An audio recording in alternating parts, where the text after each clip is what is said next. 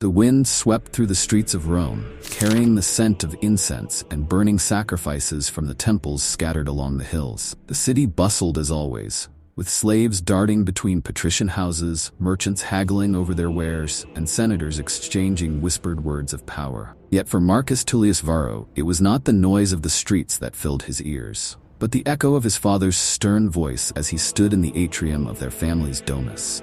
"Your name is your greatest inheritance," his father said, pacing slowly before him. "Tullius Varro is a name that has served Rome for generations. It will not die with me, and it will not die with you." Marcus stood rigid, his gaze focused on the mosaic floor beneath his feet.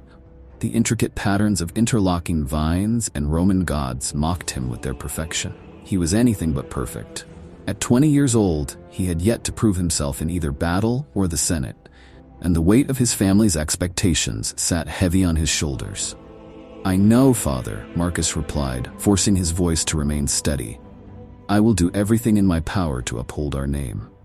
His father stopped pacing and looked at him, his eyes cold and calculating. "Good. You are to leave for the eastern provinces in 2 days. War stirs there, and Rome needs men of strength and ambition. This is your chance, Marcus, to earn not only glory, but a place in history." Marcus felt a surge of anxiety and excitement. He had dreamed of becoming a soldier since he was a child, listening to the tales of his ancestors' victories on the battlefield. But he also understood the reality behind the legends.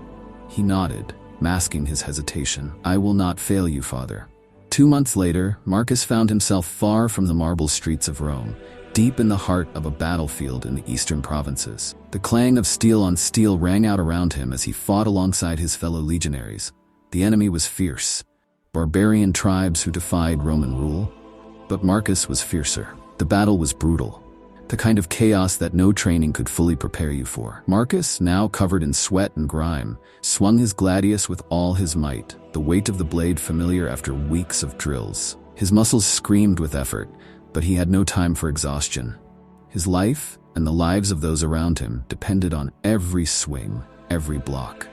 Beside him, his friend Lucius shouted a warning, but it came too late. Marcus turned just in time to feel the searing pain of a spear grazing his arm. He grunted, spinning to face the barbarian who had thrown it, and with a swift movement, drove his sword into the man's gut. The enemy crumpled at his feet, blood pooling around his sandals. As the battle raged on, Marcus felt a strange clarity settle over him.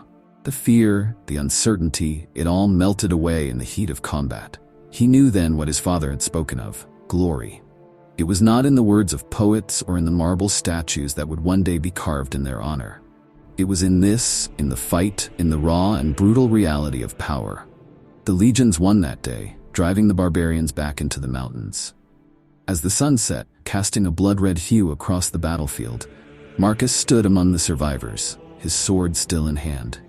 He had proven himself, and he knew, as he looked out over the corpses of his enemies, that this was just the beginning. But even as he tasted victory, he couldn't shake the feeling that something darker was brewing within the ranks of his own people. Whispers of betrayal had reached his ears on the march.